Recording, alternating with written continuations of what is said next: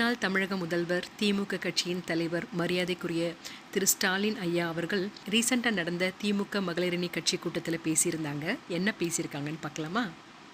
தீர்ந்து போன சக்தின்னு சொன்னவங்க கூட உறுப்பினர்களை திருடிட்டு இருக்காரு. இப்போ தீர்ந்து போன சக்தி ஒட்டிய திருடுற இவர் எவ்வளவோ காஞ்சி போன சக்தியா இருப்பாருங்க. ஐயா, எனக்கு ஒரு விஷயம் புரியல. முன்னாள் முதல்வர் மற்றும் அமைச்சர் திரு ஓ பன்னீர்செல்வம் அவர்கள், முன்னாள் எம்பி மைத்ரேயன் அவர்கள், முன்னாள் அமைச்சர் செந்தில் பாலாஜி அவர்கள், முன்னாள் எம்எல்ஏ சின்னசாமி அவர்கள், இவங்கெல்லாம் அதிமுகலேருந்து வந்து திமுகல தானே சேர்ந்தாங்க. அவங்க அதிமுகலேருந்து வந்து திமுகல சேரும்போது உங்களுக்கு நம்ம காய்ந்து போன கட்சியிலேருந்து, தீர்ந்து போன கட்சியிலேருந்து, வத்தி போன கட்சியிலேருந்து கூப்பிடுறோன்னு உங்களுக்கு தோணலையா?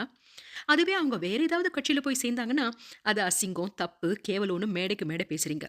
தற்போதுள்ள தாவிக அரசு ரீல்ஸ் அரசா இல்லை ரியல் அரசான தேவையில்லாத விவாதங்களில் ஈடுபடுறதை விட்டுட்டு தமிழக மக்களுக்கு தேவையான ஆக்கப்பூர்வமான எதிர்க்கட்சியாக செயல்பட்டாலே திமுக வெகு விரைவில் மீண்டெழும் என்பதில் எந்த சந்தேகமும் இல்லை. இது கட்சி தலைமைக்கு புரியுமா? பொறுத்திருந்துதான் பார்க்க வேண்டும்.